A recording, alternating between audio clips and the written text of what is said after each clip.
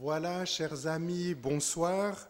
Chers sympathisants de Réseau Patrimoine, bonsoir.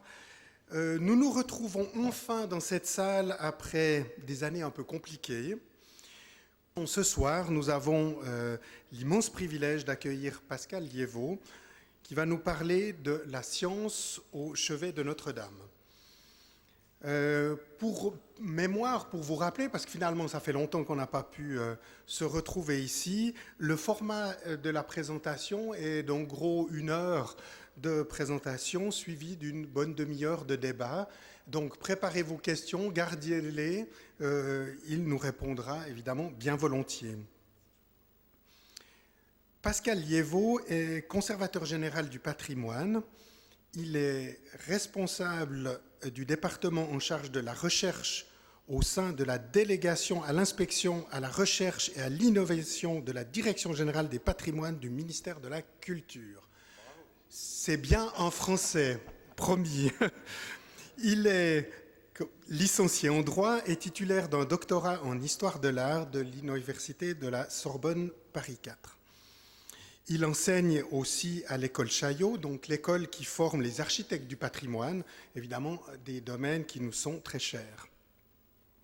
Dans ses fonctions de chef du département de la recherche, de la valorisation et du patrimoine culturel immatériel au ministère de la Culture, il contribue aussi à la structuration des sciences du patrimoine en tant que champ de recherche à part entière. C'est une bonne partie de ce qu'il va nous expliquer ce soir, tant en France, mais aussi en s'associant sur des projets académiques et professionnels en Europe. Et il le fait notamment à travers le biais de l'initiative de programmation conjointe sur le patrimoine culturel dont il assume la présidence depuis 2018. Vous dire encore qu'il œuvre pour la France au niveau de la Convention de l'UNESCO sur le patrimoine culturel immatériel. Et enfin, au milieu des multiples casquettes qu'il a, parce que je peux vous assurer que j'ai dû faire un tri sévère dans toutes ses compétences, il préside l'initiative européenne de cette programmation conjointe Cultural Heritage and Global Change. Monsieur Liévaux, c'est à vous. Merci beaucoup, Monsieur le Président.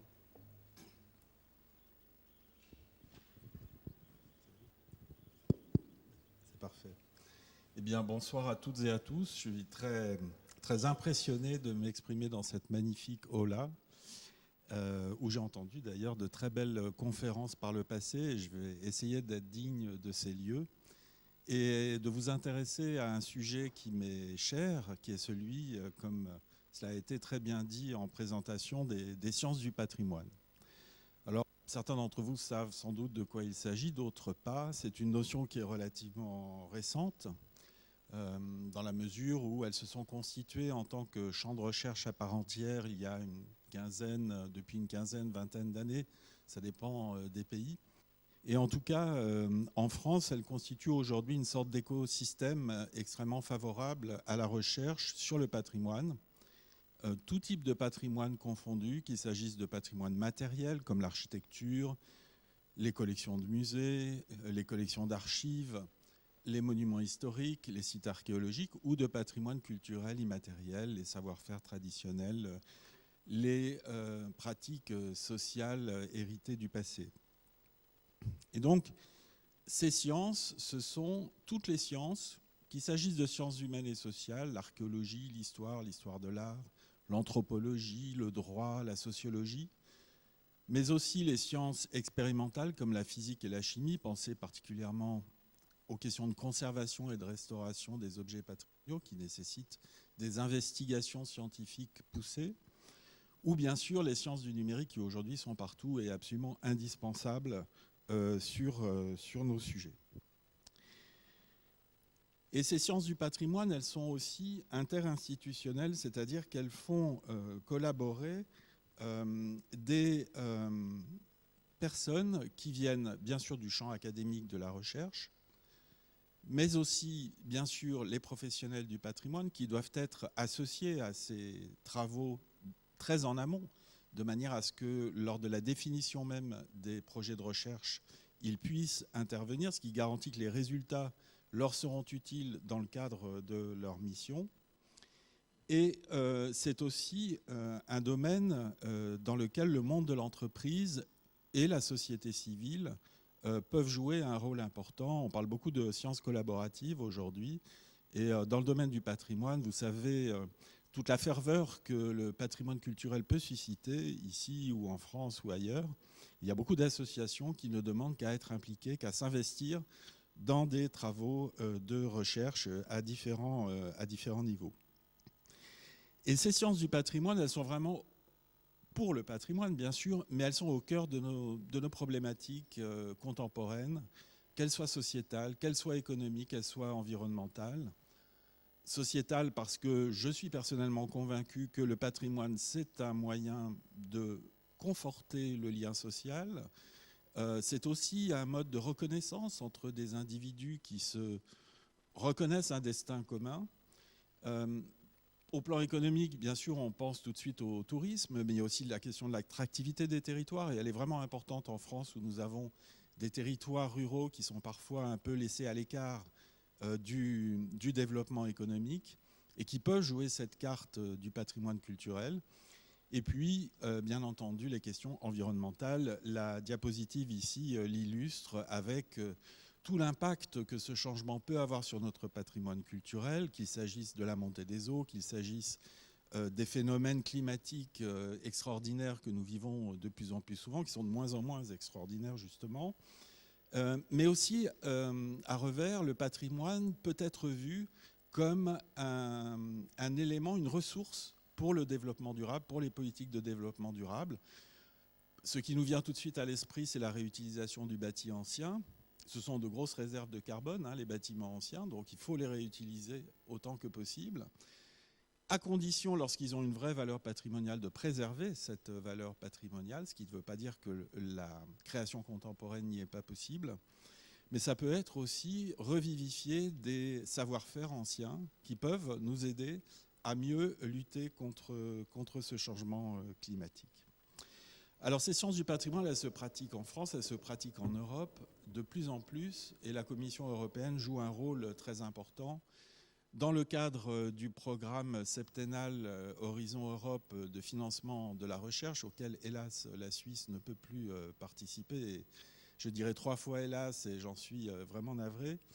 Le patrimoine culturel joue désormais un rôle important. Il est clairement défini comme un axe, ce qu'en langage européen on appelle le destination. Donc il y a vraiment une destination cultural heritage qui permet de lancer des appels à projets financés et donc d'aider au développement de ces sciences. Il y a aussi des projets européens comme le New European Bauhaus qui a pour objectif de faire revivre ce grand élan artistique que l'Allemagne et l'Europe centrale essentiellement ont connu dans l'entre-deux-guerres, qui associe l'architecture, le design, l'urbanisme pour réenchanter notre environnement dans un esprit de développement durable. Il y a aussi un projet qui est dans les limbes pour le moment, mais qui va, je l'espère, croître et embellir. Et c'est presque un scoop, c'est un projet de cloud européen du patrimoine qui consiste à proposer une plateforme sur laquelle aussi bien les établissements patrimoniaux tels que musées, bibliothèques, archives, que les chercheurs qui travaillent sur le patrimoine pourront partager des données, pourront partager des connaissances sous la forme de bases de données, sous la forme de référentiels, sous la forme de double numérique des objets patrimoniaux, pour faire avancer la recherche et aussi, par exemple, pour étudier des collections d'objets qui sont dispersés dans différents pays aujourd'hui et que l'on peut plus aisément regrouper virtuellement. Il y a aussi une initiative comme la JPI Cultural Heritage, qui vous a été évoquée tout à l'heure et que j'ai l'honneur de présider, qui rassemble 18 pays européens. Il y a une autre initiative qui est un projet de grande infrastructure, European Research Infrastructure for Heritage Science, ERIS, qui a pour objectif de rassembler dans un même réseau tous les grands instruments d'analyse européens de la matérialité des œuvres et d'en déduire évidemment des informations intéressantes pour les historiens, les archéologues, etc. Donc voilà, beaucoup de choses qui se font et qui promettent de beaux développements. Et puis en France, donc je vous le disais tout à l'heure, cet écosystème des sciences du patrimoine, il est très soutenu au niveau de l'État, de plus en plus au niveau des régions, par exemple la région Île-de-France qui soutient un très très gros projet sur les matériaux anciens patrimoniaux. Et puis les grands intervenants, les grands acteurs de la recherche en France, que sont le Centre national de la recherche scientifique, le CNRS, le ministère en charge de la recherche et l'Agence nationale de la recherche, qui est notre principale agence de financement de la recherche. Alors, Notre-Dame, parce que je pense que c'est un exemple vraiment de ce que la recherche sur le patrimoine, les sciences du patrimoine peuvent faire de plus intéressant aujourd'hui, en tout cas dans mon pays. Bien sûr, ça a été un drame, mais de ce drame, nous allons essayer de faire quelque chose de positif, en tout cas pour ce qui est de la connaissance du patrimoine et de sa compréhension. Donc, l'incendie du 15 avril a été évidemment une vraie catastrophe et a beaucoup ému tant au niveau parisien que national et international. Ça a vraiment été vécu comme un traumatisme. J'étais moi-même devant cet incendie totalement impuissant et ça a été un des pires moments de mon existence, bien sûr. Mais au final, des dégâts qui sont, par rapport à l'aspect extrêmement spectaculaire de l'incendie, qui a détruit toute la charpente de la cathédrale, et c'est une immense perte parce qu'elle était exceptionnelle, qu'on appelait la forêt de Notre-Dame, dont une grande partie datait du Moyen-Âge. Finalement, les dégâts n'ont pas été aussi importants qu'on aurait pu le craindre. Essentiellement, donc, la disparition du toit de la cathédrale, et puis le percement de voûtes, notamment au niveau de la croisée du transept, du fait de l'effondrement de la flèche d'Eugène Viollet-le-Duc, qui a transpercé cette partie du voûtement de l'édifice. Mais aucun objet, et ça c'est assez miraculeux, aucun objet, aucune peinture, aucun vitrail, à l'exception d'un qui heureusement était un des moins intéressants et daté, était relativement récent, n'a été détruit, et donc on peut espérer retrouver tous ces éléments à leur place et restaurés lors de la réouverture de la cathédrale. On posait la question tout à l'heure de l'horizon de 2024 qui a été fixé, tout le monde l'a su dans la presse. Alors il s'agit bien sûr d'un objectif que nous avons, mais il ne s'agit pas à ce moment-là d'avoir terminé la restauration de l'édifice, mais on espère pouvoir l'ouvrir au public, l'ouvrir au culte, tout en poursuivant bien sûr les travaux. Alors, la première chose qu'il a fallu faire, une fois que l'incendie était éteint, c'était de dégager tous les éléments qui étaient tombés de manière à ce qu'on puisse faire un état des lieux. Et très rapidement, le ministère de la Culture a souhaité que ce que l'on appelait des décombres, en fait, soient traités comme des vestiges, c'est-à-dire comme des vestiges archéologiques. Et on a traité ces tas de cendres, de gravats, de poutres calcinées, comme on aurait traité un site archéologique, c'est-à-dire qu'on a tout documenté, stratifié, on a numéroté tous les éléments importants, les autres ont été placés précieusement dans ce qu'on appelle des big bags, et on a été obligé d'utiliser des machines télécommandées au départ parce qu'il y avait des risques d'effondrement des parties de voûte qui étaient restées en suspens. Et donc vous voyez ici, sur la droite de la diapositive, comment ces éléments ont été triés et ensuite ont été stockés. Et aujourd'hui sont stockés dans de grands entrepôts en périphérie nord de Paris. Donc ça permettait de préserver l'avenir, de préserver des possibilités de recherche sur tous ces éléments, éventuellement de récupérer des éléments, notamment des pierres, qui pourraient être réutilisés au moment du chantier de restauration. Donc il y a eu tout de suite une grosse inquiétude des scientifiques là-dessus, mais qu'allez-vous faire de tout ce qui est tombé ? Eh bien, on a pu les rassurer assez rapidement. Donc, grosse émotion scientifique. Spontanément, une association des scientifiques pour Notre-Dame s'est créée. Et je me suis rapproché du CNRS et nous nous sommes dit, compte tenu de toutes les initiatives qui fleurissaient, alors plus ou moins intéressées, il faut le dire quand même, qui fleurissaient à droite et à gauche, parce que tout le monde avait l'impression que l'argent allait couler à flot, nous sommes dit qu'il fallait organiser tout cela pour en tirer le meilleur. Et donc, on a créé un chantier scientifique de Notre-Dame de Paris qui est parallèle au chantier de restauration. Et c'est de cela que je veux vous parler rapidement ce soir. Donc, les objectifs de ce chantier scientifique, c'est évidemment de faire un état de la question, un état de l'art, et de mettre en place des programmes de recherche pluridisciplinaires. Et tout de suite, on a voulu justement illustrer toute la diversité des sciences du patrimoine en réunissant, ils sont aujourd'hui 175 chercheurs qui viennent de tous les horizons scientifiques, des ingénieurs, des historiens de l'art, des anthropologues, des spécialistes du numérique.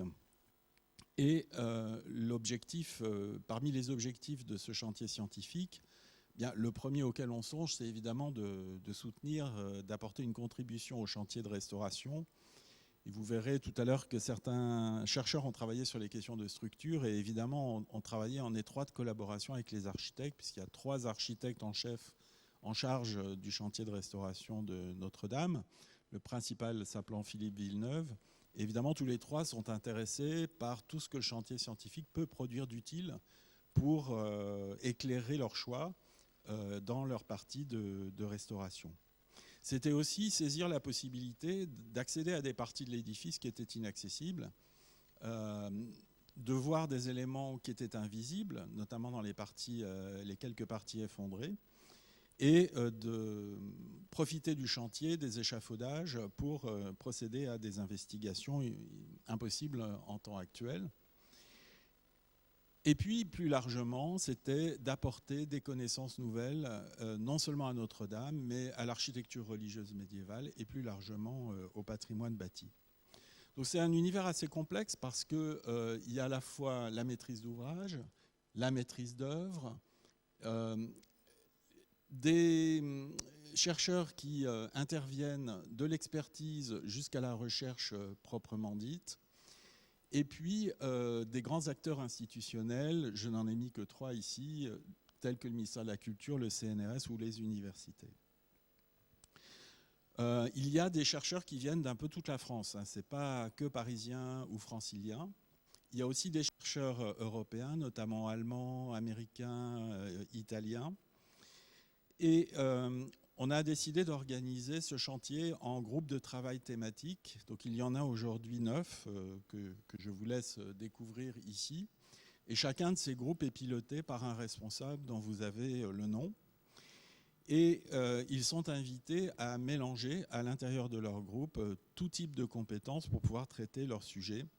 Il y a des groupes de travail sur les matériaux, comme vous le voyez. Il y a des groupes de travail sur des questions plus historiques, telles que le décor, plus anthropologiques, telles que la question des émotions patrimoniales, parce que c'est vraiment intéressant d'avoir une approche scientifique de toute l'émotion qu'a pu susciter cet incendie et aujourd'hui le chantier de restauration. Donc on a 3 types différents de projets, vous voyez, directement utiles à la restauration, d'autres qui demandent un accès à l'édifice, et ça c'est compliqué aujourd'hui parce qu'on est entré en phase très active de restauration. Avant, nous étions en phase de consolidation, donc on pouvait accéder plus facilement au chantier en dépit des contraintes apportées par la pollution au plomb. Et puis des projets sur et autour de Notre-Dame qui relèvent de la seule sphère de la recherche, avec quelques grands axes transversaux que vous pouvez découvrir ici. Donc un vrai dispositif interdisciplinaire en action, de l'histoire de l'art au génie civil. C'est passionnant, nous sommes 4 à le coordonner. J'ai auprès de moi une collègue du ministère de la Culture, Aline Magnin, qui dirige le laboratoire de recherche des monuments historiques, et puis 2 collègues du CNRS, une chimiste, Martine Roger, et un physicien, Philippe Dillman. Et nous nous entendons comme larron en foire depuis que nous avons commencé ce très beau chantier qui nous mobilise beaucoup, comme vous pouvez l'imaginer.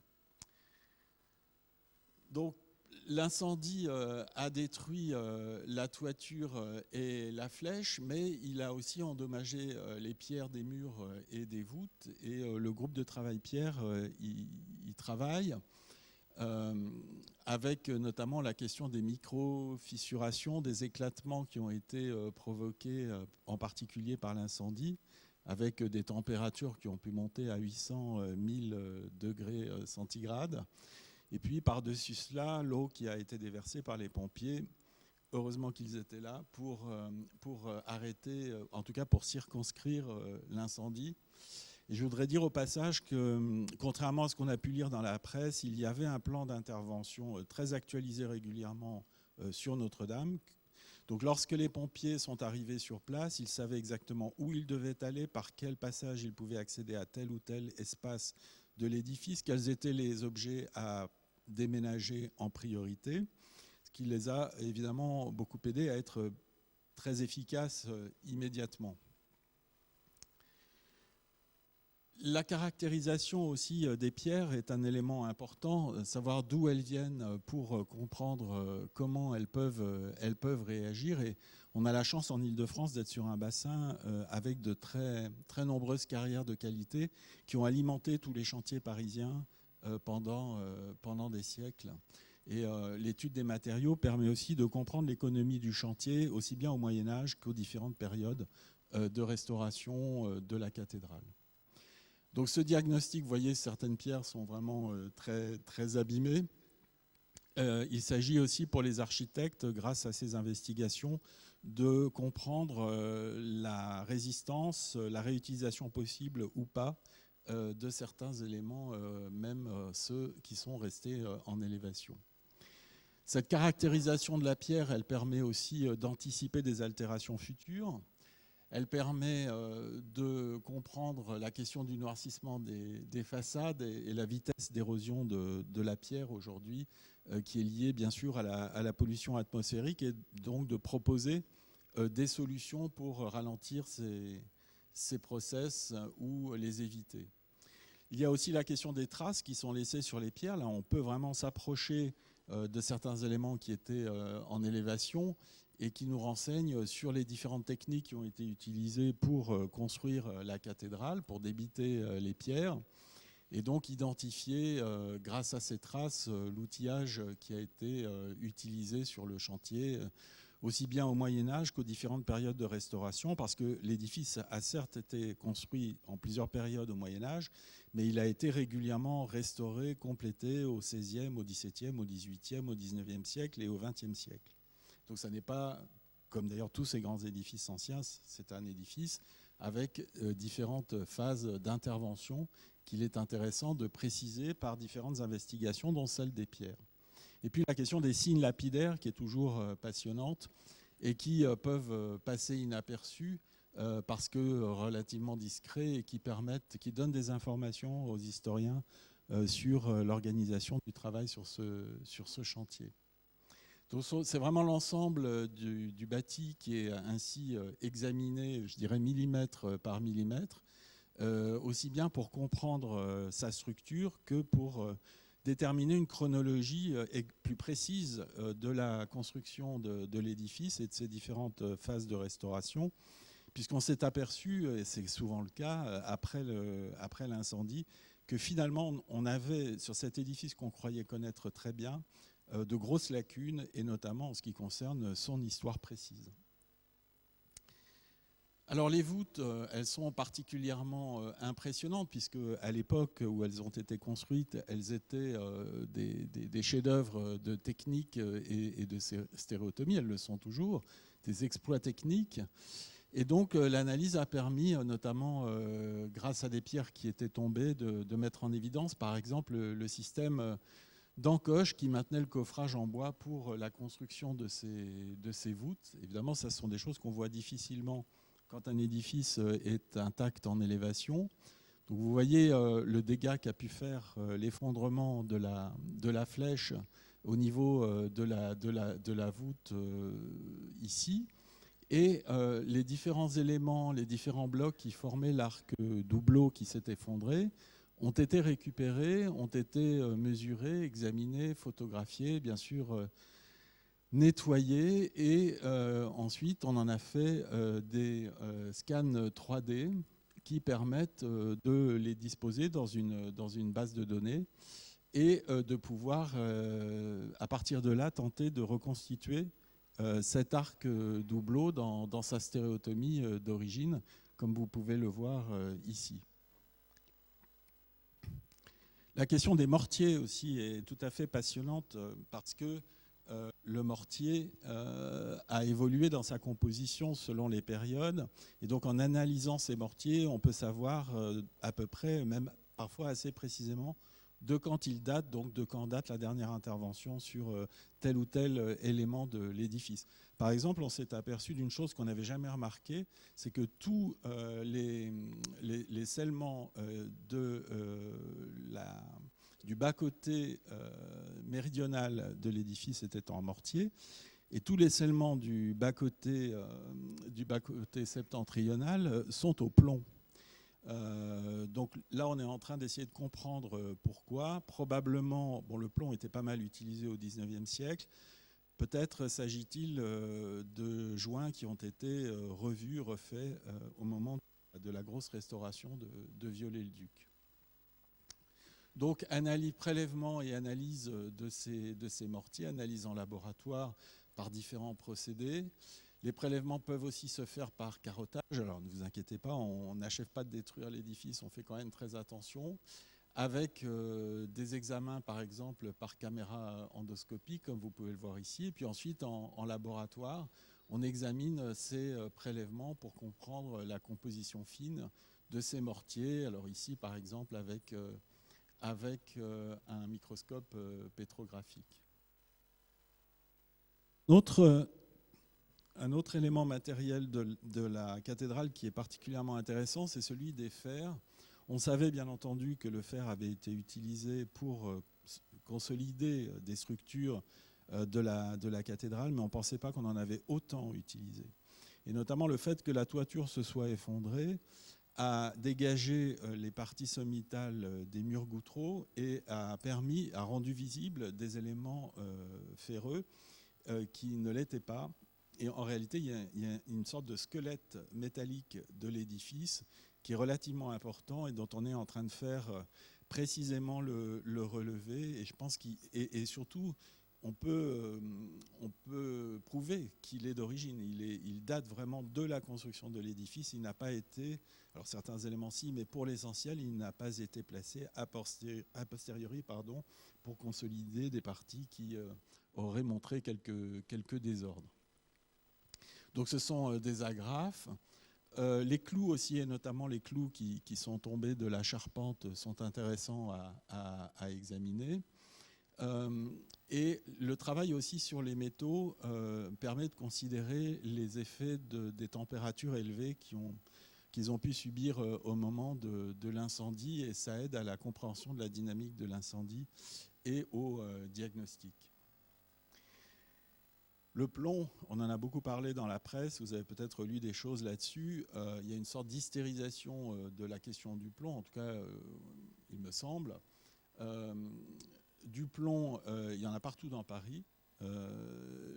Un des problèmes en ce qui concerne la pollution, on en parlera sur une autre diapositive à la suite, ça a été de caractériser le plomb issu de l'incendie de la couverture, puisque la toiture de Notre-Dame, comme vous le savez, était entièrement couverte de plaques de plomb, pour le différencier du plomb de la pollution qui sévit dans toute grande ville, et en particulier à Paris, et donc pour évaluer très précisément l'impact réel de cet incendie sur la pollution au plomb. Donc les usages du plomb, ils sont multiples sur un chantier médiéval et même après. Il y a bien sûr la couverture, mais il y a aussi des scellements, il y a aussi les vitraux qui sont évidemment grands utilisateurs de plomb. Et donc, on a essayé de créer des référentiels isotopiques des plans de construction, ce qui permet de comprendre les différentes phases de réalisation et de reprise de la couverture de l'édifice, et essayer aussi de comprendre l'origine de ce plomb, ce qui nous donne évidemment des informations précieuses sur la manière dont un chantier pouvait être organisé au Moyen-Âge. Alors le plomb et l'incendie, avec notamment l'analyse des poussières de plomb qui sont issues de l'incendie. et la comparaison avec des chantiers de restauration contemporains, et notamment celui de la Sainte-Chapelle, qui est toute proche de Notre-Dame de Paris, et qui, elle aussi, est couverte de plomb, avec la grande question qui se pose: peut-on aujourd'hui assumer de rétablir une couverture en plomb sur Notre-Dame, sachant les effets que le plomb peut avoir sur la santé? Ces vestiges de ce qu'on appelait la forêt, de la magnifique charpente de Notre-Dame, sont évidemment une sorte d'archive environnementale. Et ça, c'est un élément quand on a ouvert le chantier scientifique auquel on n'a pas forcément pensé tout de suite. C'était que ces travaux allaient servir aux spécialistes du changement climatique. Puisque la période où les bois, les chênes de la charpente médiévale ont été abattus correspond à un optimum climatique qui est bien connu. L'optimum climatique médiéval, c'est toute une période pendant laquelle le climat était particulièrement chaud, une sorte de réchauffement climatique, un peu comme celui que nous connaissons aujourd'hui, mais évidemment avec d'autres causes. Et donc pour les scientifiques du climat, l'analyse approfondie des vestiges de la charpente, ils peuvent procéder sans problème à des analyses destructives, ce qui évidemment ils ne peuvent pas faire en temps normal, et donc déterminer très précisément les conditions climatiques qui régnaient au moment de l'abattage des bois, les modes de culture, de sylviculture au Moyen-Âge. Et évidemment, ce sont des éléments tout à fait intéressants parce que ça leur donne des points d'appui pour comprendre la dynamique sur le long terme de l'évolution du climat. Donc, des reconstructions paléoclimatiques à haute résolution, une étude qui se fait conjointement, bien sûr, par la largeur des cernes et la composition isotopique de ces bois.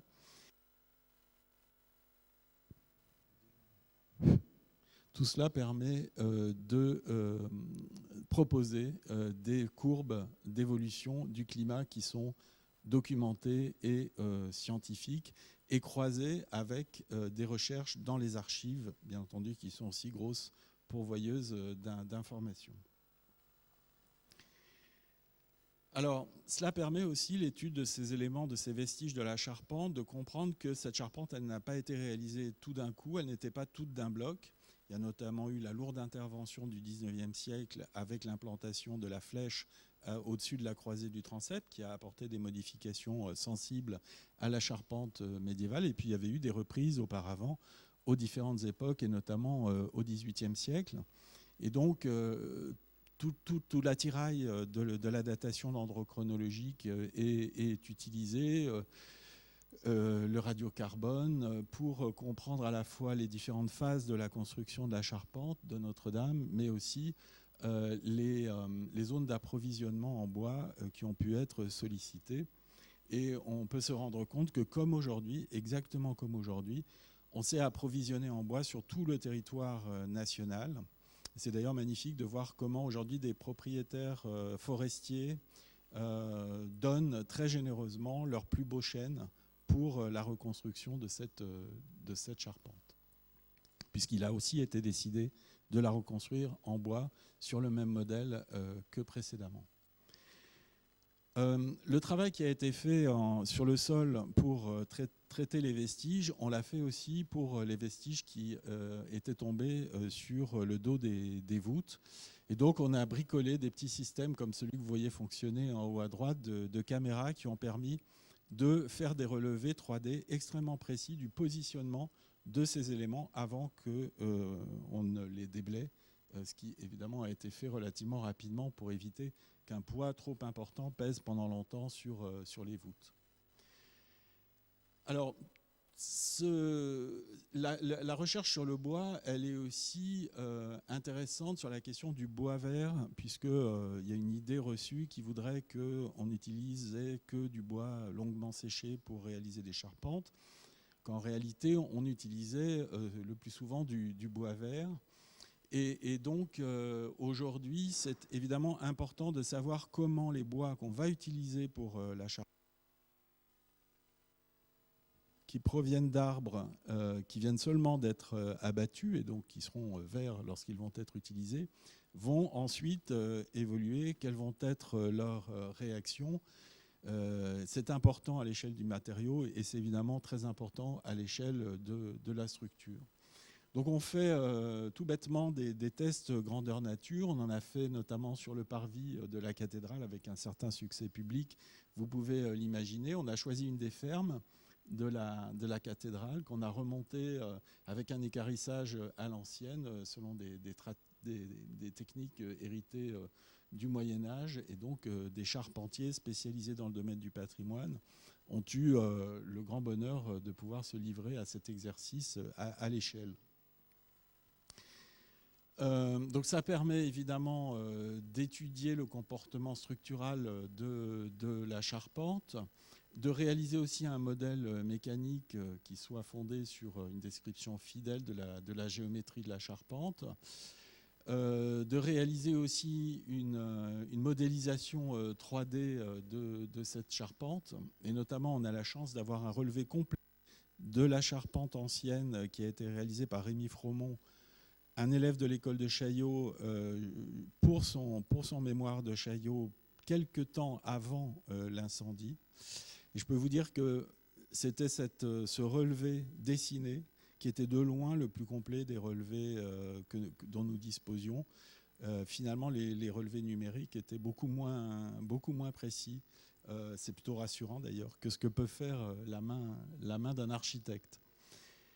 Et la question des assemblages aussi, évidemment, qui est intéressante à envisager dans la perspective de la reconstruction de la charpente, donc avec tout un tas de mesures. Cette approche structurale de l'édifice, elle vaut aussi bien sûr pour la pierre, notamment pour les voûtements, pour comprendre les mécanismes d'une cathédrale gothique que l'on croyait comprendre parfaitement, et au fur et à mesure que l'on avance dans l'analyse, on s'aperçoit qu'on découvre des choses et que tout ne se passait pas comme on l'avait forcément imaginé. On a, par exemple, pu mettre en évidence un comportement différencié entre les voûtes du chœur et celles de la nef, avec des poussées de la voûte du chœur qui sont inférieures et qui sont relativement faibles par rapport à celles des arcs-boutants, et donc qui produisent quelques désordres au niveau de la partie supérieure du voûtement. Là, je ne sais pas, il y a une petite animation. Non, ça ne marche pas, c'est pas grave. Donc c'est le petit modèle que vous voyez en haut à droite et qui montre en animation la poussée que cela peut produire et les désordres que cela a entraîné. Donc vous voyez, ça c'est à la fois intéressant pour les architectes, mais aussi pour les historiens de l'architecture médiévale, pour comprendre comment on construisait une cathédrale fine et assurée. L'évaluation structurale aussi post-incendie des voûtes, je l'ai évoqué rapidement tout à l'heure, avec l'impact qu'a pu avoir la température et l'eau sur cette structure de pierre. Et puis la question aussi des grandes roses. Le remplage de ces roses est étudié d'une manière extrêmement précise et ça donne des informations sur leur authenticité qui est assez différente d'une rose à l'autre. Par exemple, la rose nord, qui est considérée comme peu restaurée au XIXe siècle, fait quand même l'objet d'une critique d'authenticité qui a permis finalement de se rendre compte qu'il y avait beaucoup plus d'interventions, mais aussi bien du XVIe que du XVIIIe que du XIXe siècle qu'on ne l'imaginait. Et notamment, on a pu aussi constater, à contrario, que l'essentiel de la serrurerie qui forme la structure du verre, des vitraux, a été conservé d'origine. La Rose Sud, qui a été entièrement refaite, on le sait, par Viollet-le-Duc, a été modélisée pour une restitution virtuelle de son état d'origine, tel qu'on peut le déduire des observations qui sont faites. Et on s'est aperçu que tous les fonds de vitrail de la Rose Sud ont été refaits au XIXe siècle. Donc ça permet vraiment d'avoir une connaissance très précise de l'authenticité et des différentes périodes d'intervention sur ces grandes réalisations. Et puis, plus en détail, j'en ai pris qu'un, j'aurais pu en montrer 20. Par exemple, sur le rouge du Moyen-Âge, dont on a perdu assez rapidement le secret de fabrication. Au XIXe siècle, le verrier en charge de la restauration des vitraux, ne sachant pas retrouver l'effet d'irisation naturelle de ces rouges du Moyen-Âge, eh bien, a triché. Il a gravé son verre rouge pour produire à peu près le même effet vu de loin. Donc ça vous fait peut-être sourire, c'est peut-être quelque chose qui ne vous semble pas important, mais pour les spécialistes du vitrail, c'est une découverte vraiment intéressante qui montre comment on a pu interpréter à différentes périodes des œuvres du passé et les restaurer le mieux possible, à une époque où il n'y avait pas la charte de Venise. Le travail aussi à partir de la documentation ancienne sur l'état des chapelles. Par exemple, vous voyez à gauche un état 18e d'une des chapelles, la chapelle Saint-Louis, où l'on voit que toute la verrerie médiévale colorée et historiée avait été remplacée par une verrerie blanche. Vous savez que à la suite, avec la contre-réforme catholique, l'Église préconisait de retirer les vitraux colorés pour laisser la lumière pénétrer en abondance à l'intérieur des édifices, de manière à ce que la Sainte Seine puisse être vue correctement par les fidèles.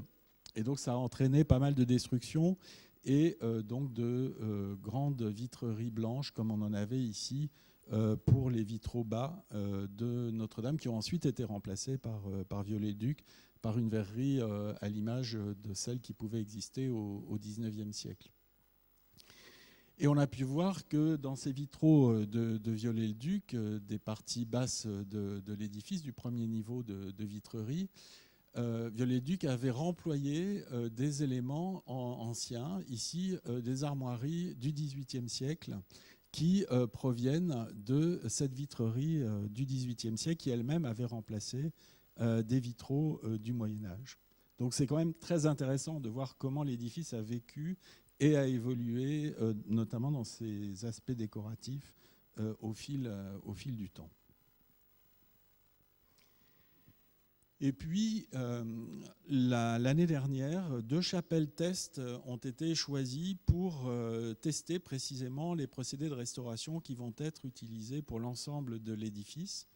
On a choisi une chapelle, la chapelle Saint-Ferdinand, qui avait été entièrement recouverte par Viollet-le-Duc d'un décor polychrome et qui avait conservé pour l'essentiel ce décor, qui était en très mauvais état, très encrassé surtout.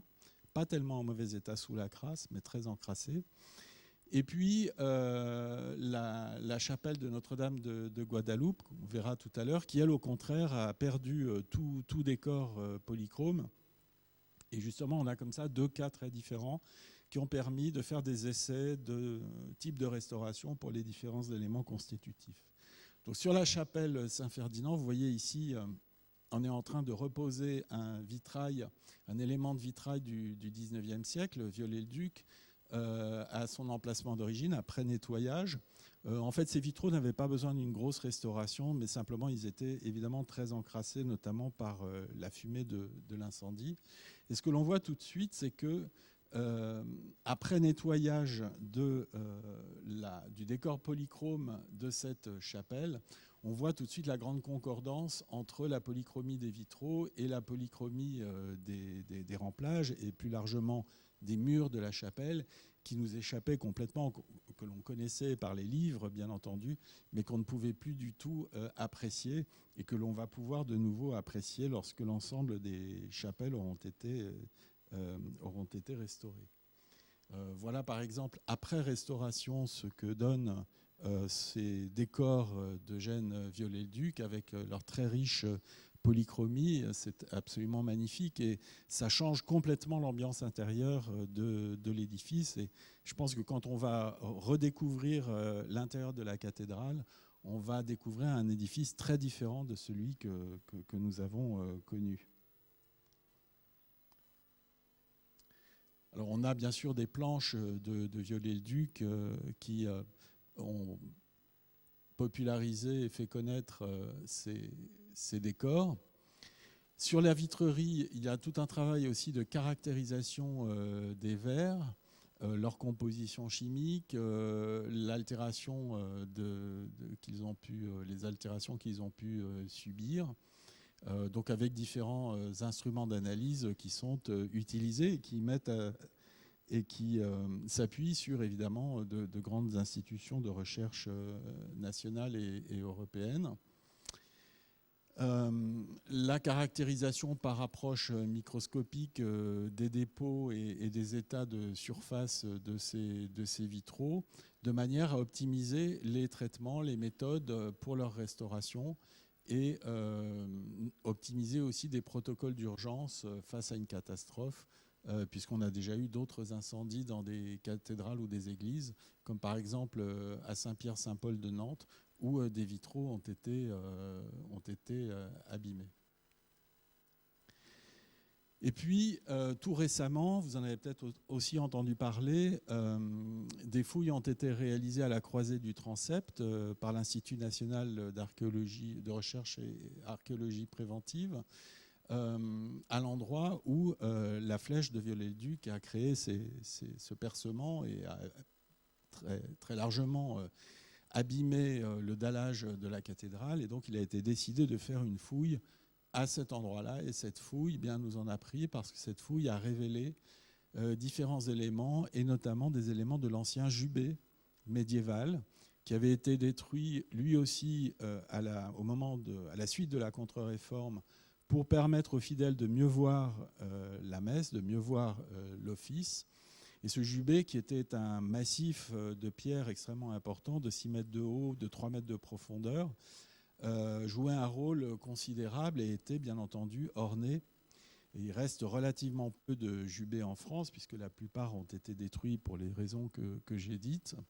On avait quelques éléments de ce jubé conservés au Louvre, qui avaient été trouvés par Viollet-le-Duc au moment de son travail de restauration. Et là, vous voyez, c'est tout frais. On a trouvé des éléments extrêmement intéressants avec des traces aussi de polychromie. On a trouvé aussi un sarcophage en métal dans lequel on pense que doit se trouver dans lequel se trouve un personnage, mais qui est très probablement un haut dignitaire religieux du XVe ou du XVIe siècle. Et puis vous voyez cette photo de plus près, le raffinement des décors que l'on peut trouver dans ces vestiges, des éléments de polychromie. Ici vous voyez une main, là ici un bras. Donc c'est tout à fait passionnant parce qu'on va enfin savoir à peu près à quoi ressemblait ce jubé, qui avait bien sûr un décor extrêmement riche et d'une grande qualité. D'autres éléments que j'ai mis en regard ici, une restitution virtuelle du jubé pour vous montrer l'importance de cet élément dans l'espace intérieur de la cathédrale pendant tout le Moyen-Âge.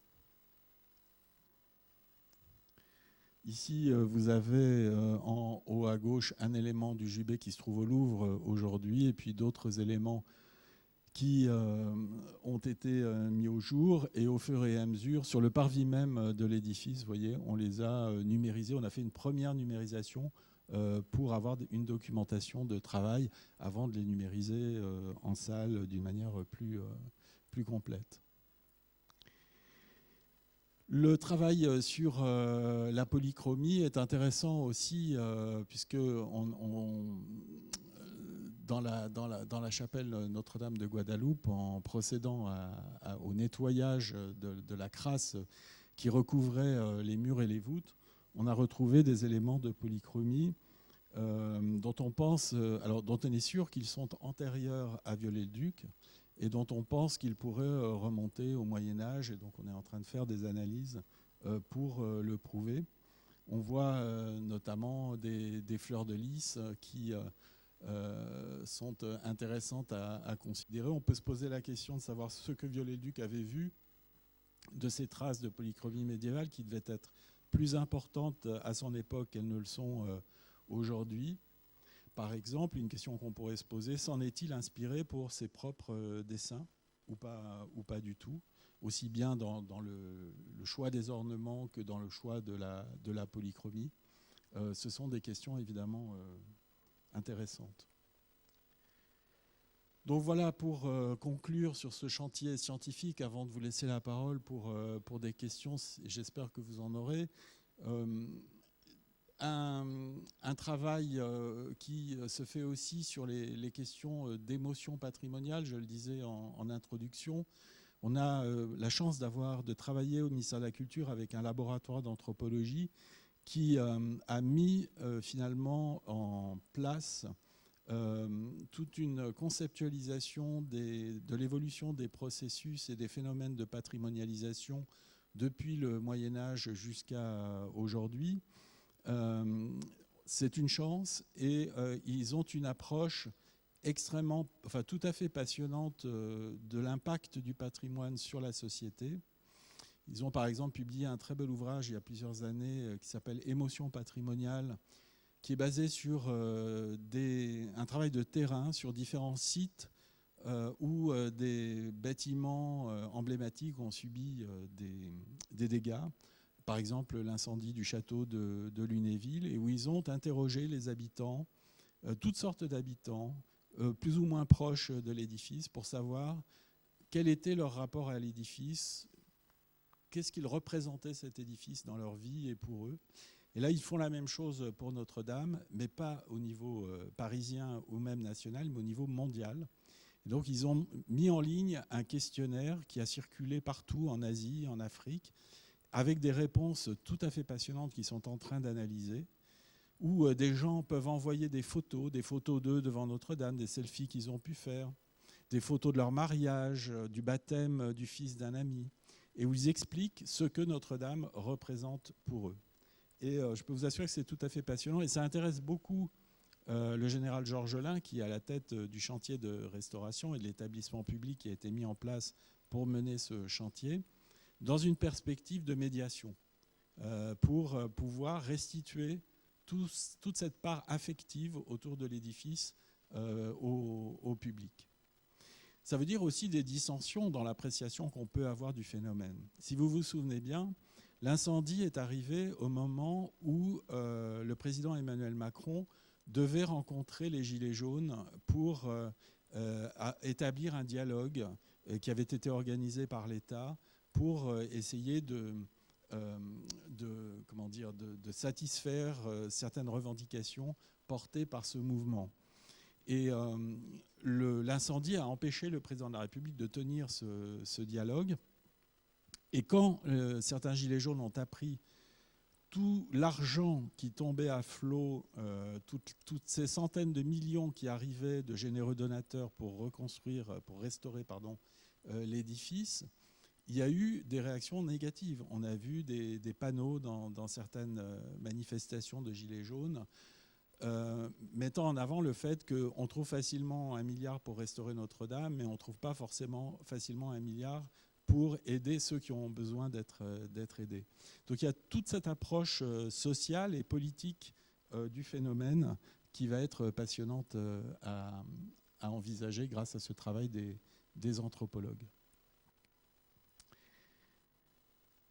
Par exemple, sur la question des pendules écartomancie ou des approches ésotériques ou tout simplement religieuses du phénomène, le fait que la Vierge de Notre-Dame, placée à la croisée du transept, ne soit même pas tombée de son piédestal, alors qu'elle se situe exactement à l'endroit où les dégâts ont été les plus importants et où la flèche est tombée, mais juste devant elle, a suscité bien sûr des interprétations religieuses qui sont tout à fait intéressantes à analyser et a été vu comme un miracle par pas mal de croyants. Alors toutes ces données produites par le chantier scientifique, évidemment, il faut les stocker, les organiser, les partager et les conserver sur le long terme, faute de quoi on aura travaillé pour rien.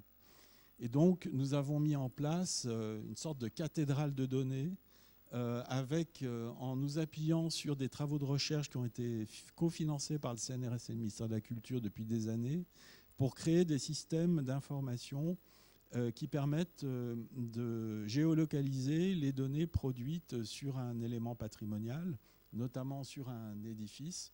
C'est un laboratoire situé à Marseille, le MAP, qui est spécialisé dans ce type d'organisation des données autour de l'imagerie numérique. Et là, on a eu vraiment l'occasion d'expérimenter in situ, in vivo, ce dispositif et de l'améliorer au fur et à mesure que les données arrivent. Et donc, il s'agit vraiment d'une sorte de documentation organisée de toutes les données numériques produites par tous les acteurs, non seulement les chercheurs du chantier scientifique, mais aussi les architectes. Et donc, au final, d'avoir un lieu dans lequel toutes ces données seront stockées, mais stockées d'une manière intelligente pour pouvoir être réutilisées et nourrir constamment non seulement de futurs travaux de recherche, mais aussi aider à l'occasion de futurs travaux d'entretien et de restauration de l'édifice.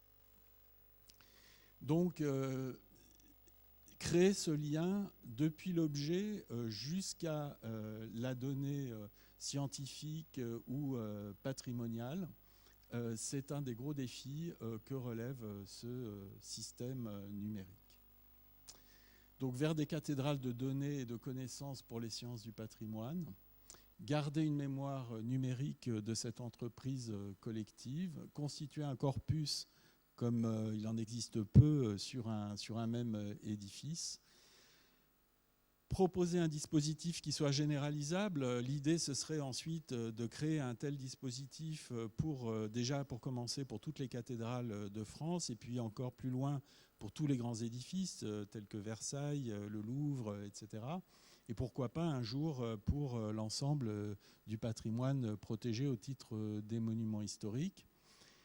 Faire le lien entre savants et objets patrimoniaux à travers ces données, créer des cadres d'analyse à grande échelle grâce à ces données, et puis des données multidimensionnelles interconnectées et enrichies de connaissances, des données 4D, ce qui tiennent compte à la fois de l'espace et du temps, et qui peuvent ainsi aider à la constitution de nouveaux réseaux de chercheurs et de professionnels au-delà des frontières géographiques, institutionnelles et disciplinaires, parce que je ne sais pas ce qu'il en est exactement en Suisse, mais en France, on a beaucoup souffert pendant longtemps de l'organisation en réseau des opérations.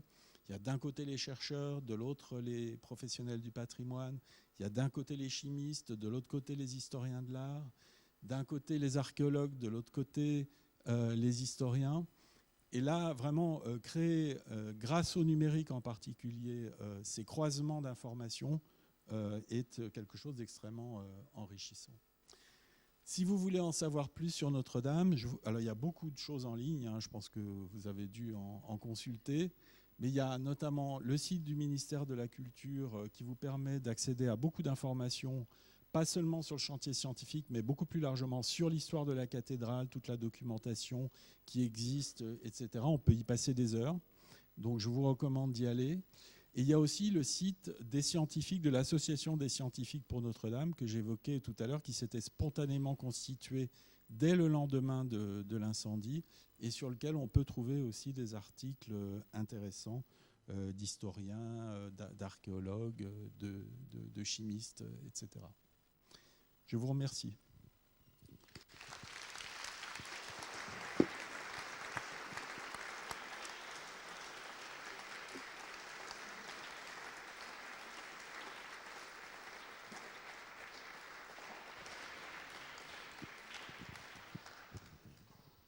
Merci infiniment pour cette superbe conférence.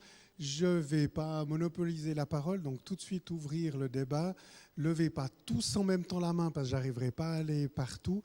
Je vous prierai de bien parler dans le micro parce que nous sommes en train d'enregistrer la conférence de ce soir et en fonction de l'œil d'expert de notre conférencier, cette conférence sera après mise en ligne sur notre site internet. Voilà. J'ouvre les questions, le débat. On ne mord pas, on ne mange pas, c'est bon. Si ça ne vous ennuie pas de vous présenter, comme ça je sais à qui j'ai affaire. Alors, bonsoir, je m'appelle Antoine Lust. Je viens de finir mes études en conservation-restauration, donc tout ça me parle. Et j'ai posé peut-être une question un peu, peut-être un peu dérangeante. Du coup, oui, il y a la charte de Venise, mais on sait aussi ce que Emmanuel Viollet-le-Duc a fait à certains bâtiments du patrimoine, c'est-à-dire restaurer avec sa vision qu'il avait à ce moment donné. Est-ce que vous avez pensé, au moment de la reconstruction, de peut-être faire un bâtiment, avant Viollet-le-Duc? Est-ce que vous avez imaginé au moins de faire ça? Oui, c'est une très bonne question. Alors, moi, je ne suis pas le mieux placé pour y répondre parce qu'encore une fois, je ne m'occupe pas directement du chantier de restauration, mais vraiment du chantier scientifique. Donc, ce n'est pas nous qui avons été sollicités pour le parti de restauration. Ça a été le travail des architectes et de l'inspection du patrimoine. Et donc, plusieurs propositions ont été faites. Elles ont été soumises à la Commission nationale des monuments historiques. Parmi celles-ci, c'est la reconstruction à l'identique dans le dernier état connu qui a été retenu. Bien sûr qu'on pourrait avoir une position tout à fait différente. Moi, je comprenais très bien ceux qui plaidaient pour un concours d'architecture, par exemple, pour dessiner une flèche qui soit une flèche contemporaine, en espérant évidemment qu'elle ne choque pas trop par rapport au reste de l'édifice et qu'elle soit conçue par quelqu'un qui connaisse aussi bien les principes de l'architecture gothique que le Viollet-le-Duc les connaissait. Donc ça, je ne sais pas si ça répond à votre question, mais bien sûr ça a été envisagé. Après, c'était hautement politique cette affaire, et au plan politique, le président de la République, je pense, n'a pas voulu ouvrir une nouvelle polémique. Je crois qu'il en avait suffisamment sur les bras, et donc il s'est dit que peut-être finalement pousser une restauration à l'identique permettrait d'obtenir un consensus assez large et assez rapidement, et ne freinerait pas les travaux de restauration. On aurait pu effectivement aussi se dire la cathédrale a longtemps, par exemple pour la flèche, vécu sans cette flèche, et on pourrait très bien décider de la restaurer sans la flèche. Voilà. Mais tout ça a été envisagé, mais au final n'a pas été retenu. Ce qui a aussi joué en faveur d'une restitution de la flèche, c'est aussi sans doute le fait que juste avant l'incendie, on avait déposé toute la sculpture monumentale de cette flèche pour la restaurer. Et donc elle a été intégralement sauvée.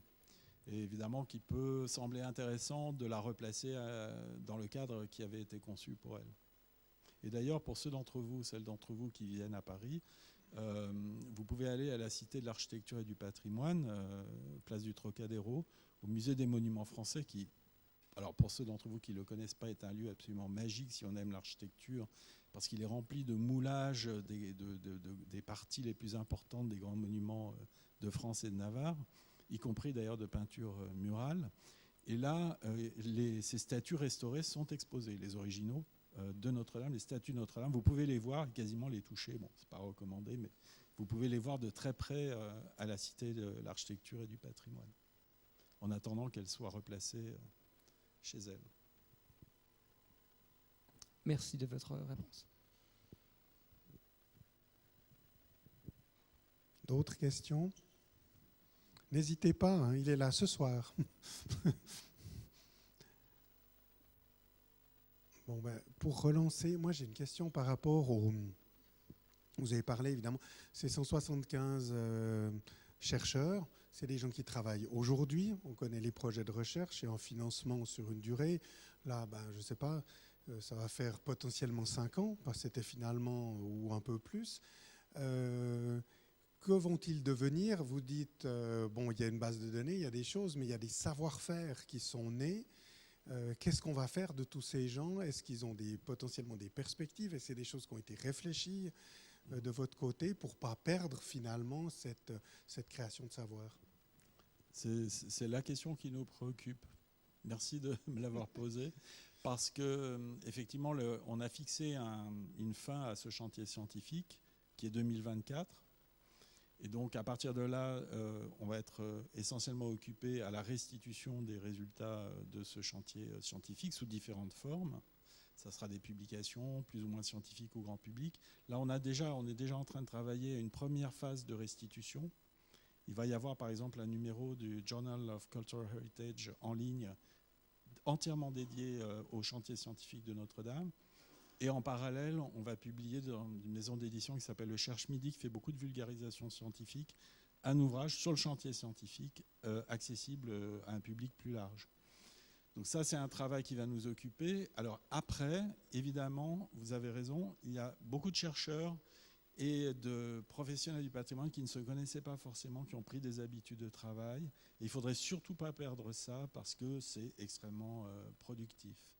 Et donc, il y a un dispositif scientifique au CNRS qui s'appelle des groupements d'intérêt scientifique, un GIS, qui permettent de faire vivre des réseaux de chercheurs sur une durée plus ou moins longue. Et donc, ça permettrait de prolonger, pour ceux qui le souhaiteraient, la possibilité de travailler ensemble avec des financements à la clé. Et là, pour ce qui concerne, et on leur en a parlé récemment, et ils sont tous vraiment partants. On a fait un séminaire à Marseille il y a 3 semaines, c'était absolument passionnant. Pour la première fois, tous les scientifiques étaient réunis dans la même salle. Ils ont tous sur leurs travaux, et ils étaient enthousiastes à l'idée de poursuivre, parce qu'ils ont l'impression qu'ils n'auront pas épuisé la matière dans le laps de temps qui est imparti au chantier scientifique. Pour ce qui concerne les financements, alors les financements, ils se font soit directement par le ministère de la Recherche et le ministère de la Culture, soit directement aussi par le CNRS, ou aussi par les réponses à des appels à projets. Donc, des appels à projets de l'Agence nationale de la recherche au niveau national, des agences à projets de la Commission européenne, et des appels à projets de la Commission européenne et des appels à projets de l'initiative de programmation conjointe sur le patrimoine culturel. Donc tous ces dispositifs permettent de financer un peu plus de la moitié de tous ces travaux de recherche.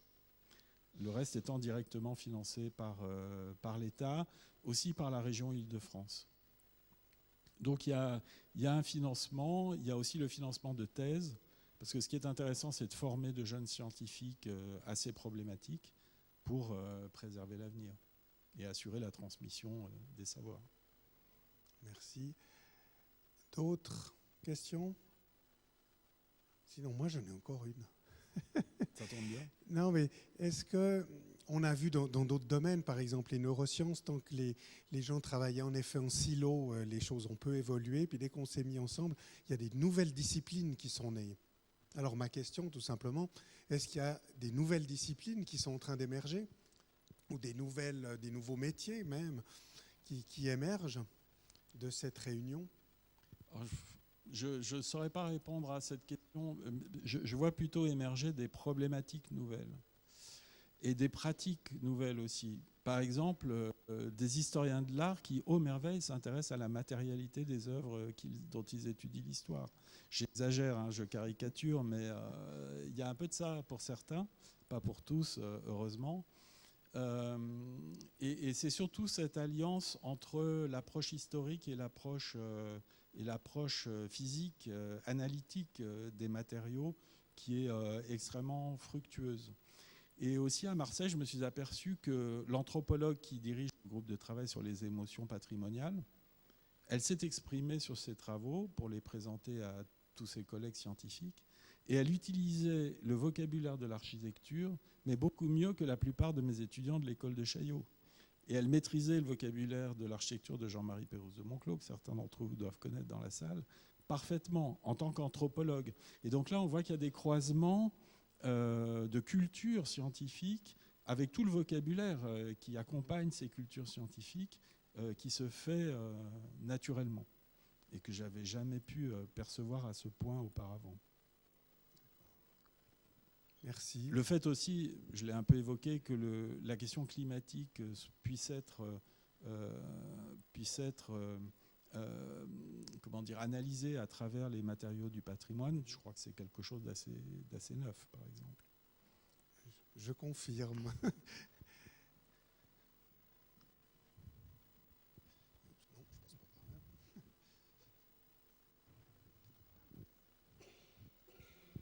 Bonsoir, merci de votre présentation de ce soir. Vous avez évoqué le projet de reconstruction et les choix qui ont conduit comment dire, à la décision de reconstruire l'état de Viollet-le-Duc pour la cathédrale. Vous avez également évoqué le fait d'avoir stocké un certain nombre de matériaux d'origine qui se sont effondrés à l'occasion de l'incendie. Est-ce qu'il y a aujourd'hui des débats autour de l'authenticité des matériaux et de quelle manière on imagine réutiliser ces matériaux dans le chantier à venir? C'est vraiment un sujet a priori entre la partie scientifique et la partie chantier. Absolument. Et c'est une des grandes interrogations des architectes en charge de la restauration. Et c'est peut-être le point sur lequel ils questionnent le plus les chercheurs du chantier scientifique. Je l'ai évoqué rapidement.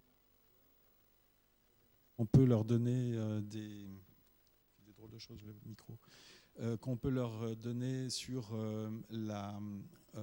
à quel point l'incendie puis l'eau ont pu altérer les capacités physiques des matériaux, à quel point ils peuvent réutiliser ou pas des pierres qui sont tombées au moment de l'effondrement.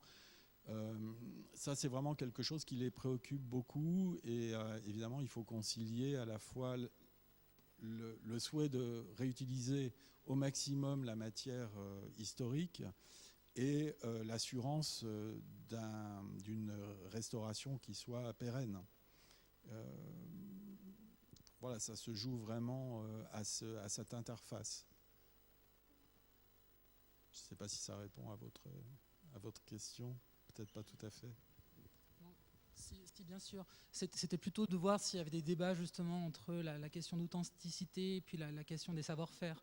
De quelle manière ce chantier va permettre aussi finalement de permettre de comprendre évidemment les méthodes qui ont permis de construire cette cathédrale et finalement de se poser la question si une pierre qui a subi un incendie a plus de valeur que finalement le geste du maçon, du tailleur de pierre. Oui, tout à fait. Tout à fait. Alors la question se pose d'une manière beaucoup plus radicale et simple, d'une certaine manière, pour la charpente, puisqu'elle a complètement disparu, à part quelques vestiges que vous avez pu apercevoir très calcinés.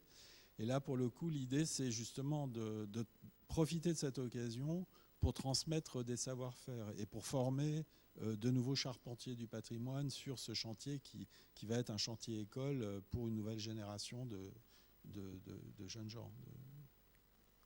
Donc, évidemment que cette question de la transmission est absolument importante. Et ça nous oblige, nous, État, ensuite, pour assurer des financements pérennes de chantiers de restauration, de manière à ce que ces jeunes gens qui vont arriver, qui vont être formés sur ce chantier, trouvent ensuite du travail pour exercer leurs compétences. Il y a d'ailleurs un campus des métiers, ça vous intéresse, du patrimoine qui est en train de se créer, qui est déjà en activité dans les écuries du château de Versailles, qui est une initiative de la région Île-de-France et qui est tout à fait intéressante. Ça sera une sorte de centre de référence pour notamment tous les jeunes gens qui s'interrogent sur le fait d'aller vers des métiers de charpentier, de tailleur de pierre, d'ornemaniste, etc., pour travailler sur le patrimoine ou de couvreur. Pourriez-vous nous parler de l'état de l'orgue? Ah, mais l'état de l'orgue est parfait, sauf qu'il est extrêmement empoussiéré par le plomb, par la poussière de plomb qui s'est déposée dessus et à l'intérieur des tuyaux. Il est en cours de dépoussiérage. Il a été complètement démonté. C'est impressionnant. Je n'avais pas de photos là à vous montrer. Puis je ne pouvais pas parler de tout en une heure. Mais il est en kit là pour le moment. Et il va être remonté. Et on va le retrouver tel qu'il était. C'est assez miraculeux. Oui.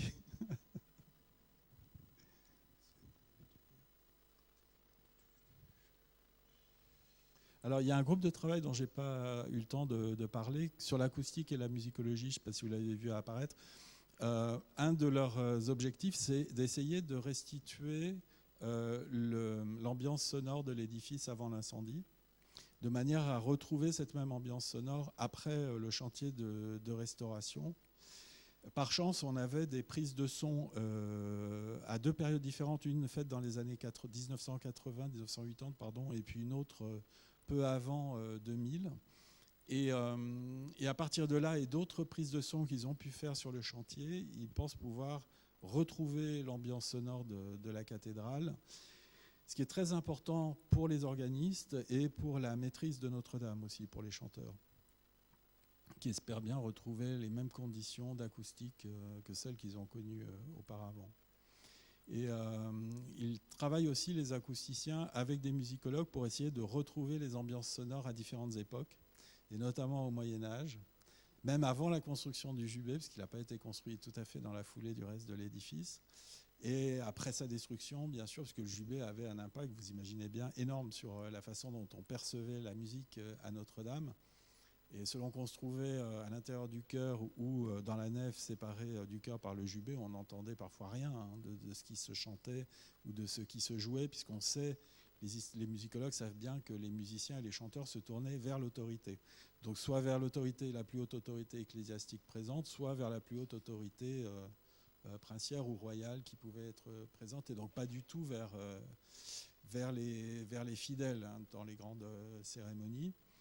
Et puis, on sait aussi qu'il y a tout un répertoire musical qui s'est développé à Notre-Dame, qu'on a appelé a posteriori l'école de Notre-Dame. Et donc, il y a un travail qui est fait en archives pour poursuivre la recherche de vestiges de partitions qui pourraient être retrouvées dans des enluminures, etc. Donc il y a aussi ce travail historique sur la musique à Notre-Dame depuis le Moyen-Âge jusqu'à aujourd'hui, sachant qu'au XXe siècle encore, il y a eu de très grands organismes qui ont composé des œuvres pour Notre-Dame et sur l'orgue de Notre-Dame. Donc il y a vraiment un continuum intéressant.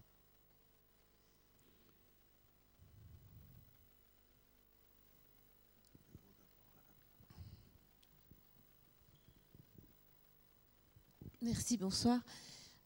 Est-ce que, du moins j'espère, est-ce qu'on va installer un système incendie plus performant que celui qu'il y avait jusqu'à présent dans Notre-Dame? Mais j'imagine que oui. Alors oui, bien entendu. Il y avait déjà un plan incendie monument historique avant l'incendie, et là il a été complètement revu. Il est d'ailleurs encore en cours de révision, en commençant par les cathédrales. Parce que vous l'imaginez peut-être pas, mais il y a très souvent des départs de feu dans ce type d'édifice. Il y a 15 jours, on a encore eu un départ de feu, je crois que c'est à la cathédrale de Bourges. Bon, heureusement, sans gravité, et tout de suite, on a pu l'éteindre.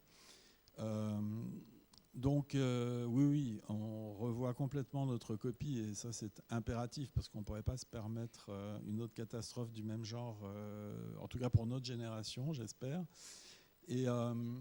Et puis, mais c'est pas facile. C'est pas facile. Chaque cas est différent. Finalement, il n'y a pas un type de dispositif qui. Enfin, je parle devant un architecte qui est en charge d'une grande cathédrale ici à Lausanne, qui pourrait peut-être mieux répondre que moi, mais ce que j'en sais de ceux qui y travaillent en direct, c'est que chaque cas est différent, et donc les solutions proposées sont différentes. Le principe qui organisait la sécurité incendie à Notre-Dame, c'était pas d'électricité dans les combles, de manière à éviter tout risque de court-circuit. Malheureusement, il semble que certains petits bricolages électriques avaient été montés, notamment pour faire sonner des petites cloches au moment des offices. Alors je ne dis pas que l'incendie soit forcément venu de là, mais c'était pas une bonne idée. ça demande aussi une surveillance constante et aussi un bon dialogue entre l'État propriétaire pour les cathédrales, parce qu'en France, les cathédrales sont propriété de l'État, et le clergé affectataire. Voilà.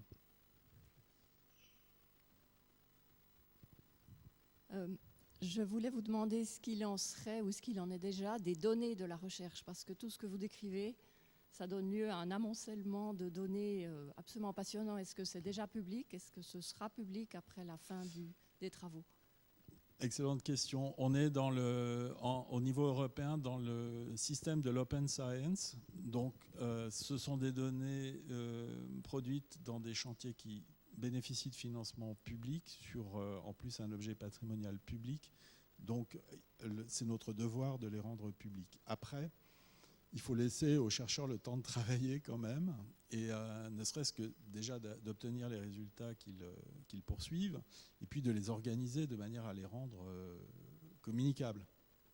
Et donc on a mis un embargo jusqu'à la fin de l'année 2024 sur les données de la recherche, et donc qui n'est pas long, hein, c'est pas très long comme embargo au regard de l'histoire et de la recherche.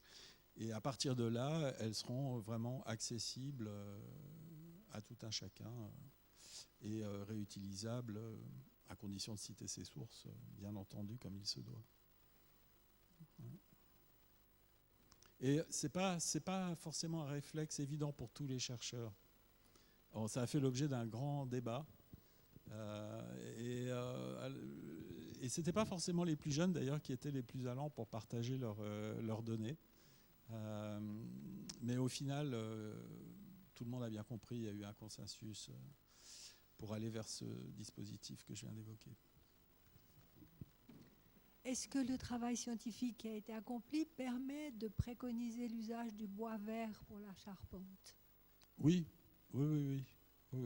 Simplement, ce qui intéresse aujourd'hui les ingénieurs qui travaillent sur la question de la structure, c'est de modéliser les évolutions de cette charpente en bois vert dans les années qui viennent. Voilà. Il y a une difficulté aussi, c'est qu'aujourd'hui, on est contraint par des normes qui n'existaient pas au Moyen-Âge. Et donc, ce n'est pas forcément toujours aisé de faire rentrer des savoir-faire traditionnels dans des contraintes contemporaines et qui ont un impact fort, ne serait-ce qu'en matière de sécurité des personnes, d'assurance, etc.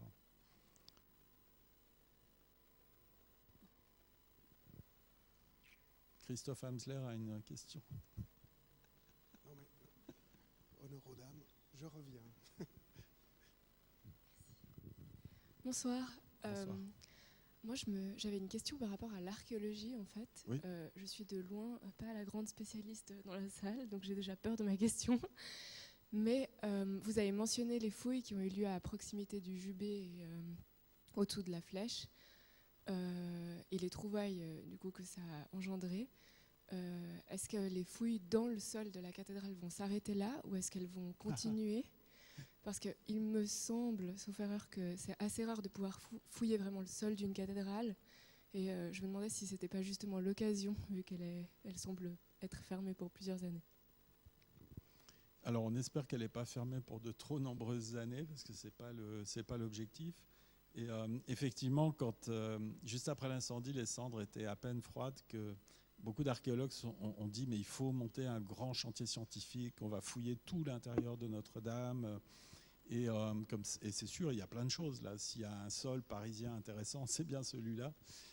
Sauf que vous imaginez le général Georgelin à la tête du chantier de restauration qui s'est fixé comme cap 2024, ça ne lui allait pas du tout.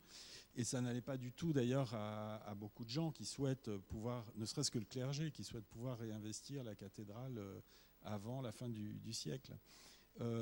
Donc, et d'autre part, il y a quand même beaucoup de sol historique qui a été préservé. Tout le dallage de la cathédrale est encore là.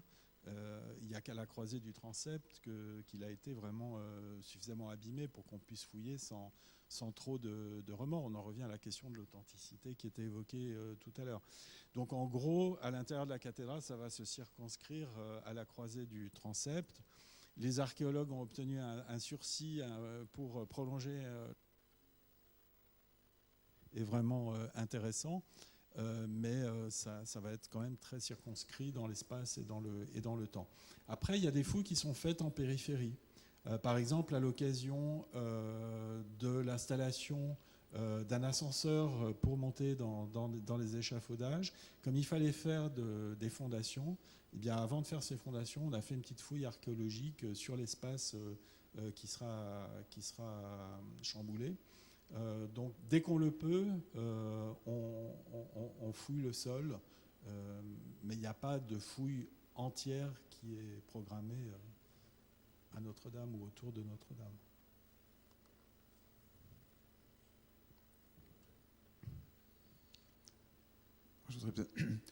D'abord, je voudrais dire que toutes ces recherches sont absolument éblouissantes. On est très impressionné par l'ampleur de la recherche qui est organisée autour de ce chantier de la cathédrale de Paris.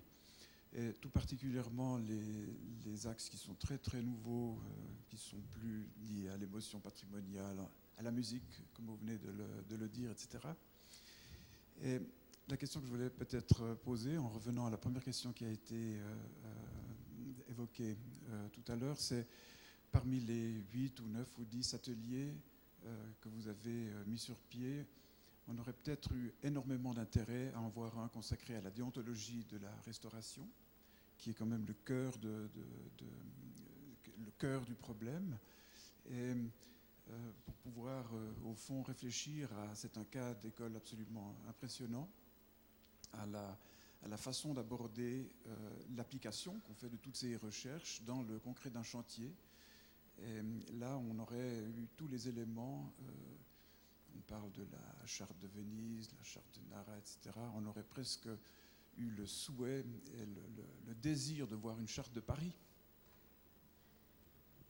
Alors, justement, c'est aussi un de mes regrets. Il y a plusieurs raisons à l'absence d'un groupe de travail sur ce sujet. Peut-être des raisons politiques aussi et stratégiques, c'est possible. Moi, j'ai jamais subi de pression, mais c'est possible. Peut-être que les gens se sont auto-censurés. Mais en tout cas, le souhait que j'ai, c'est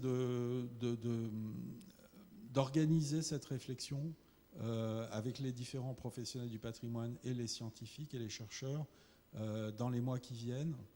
Et notamment, je crois que la charte de Venise date de 1964. Donc on va dire qu'il y a un anniversaire en 2024. Et donc la perspective, ça serait d'organiser de grandes journées pour revisiter à nouveau frais cette charte de Venise, avec l'exemple de Notre-Dame, mais aussi d'autres exemples de grandes restaurations récentes en Europe et dans le monde. Et je suis tout à fait d'accord, c'est un travail qu'il faut absolument faire. Et il faut le faire, c'est l'occasion de le faire. C'est l'occasion de le faire. Et je pense qu'on fera appel à vous, Christophe.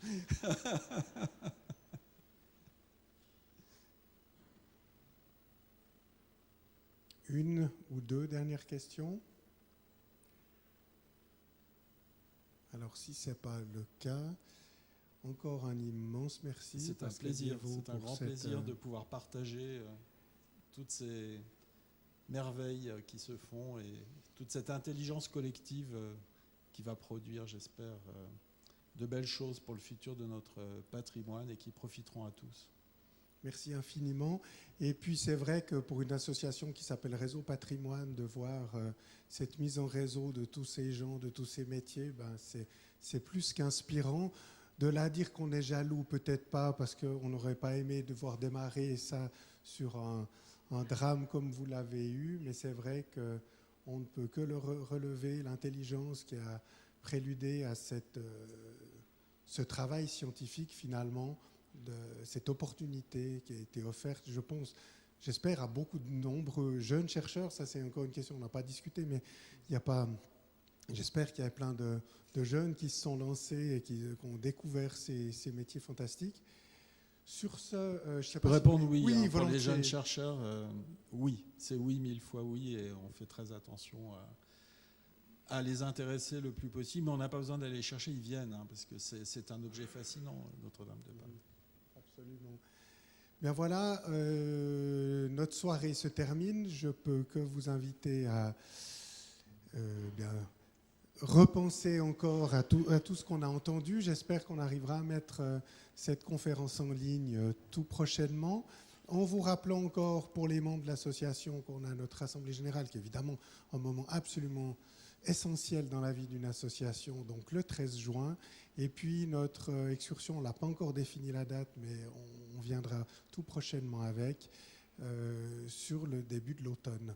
Voilà, on vous remercie encore infiniment d'être venus, d'avoir pu profiter et bénéficier de cette fantastique expérience sur Notre-Dame. Voilà, très bonne soirée à toutes et tous. Bonsoir.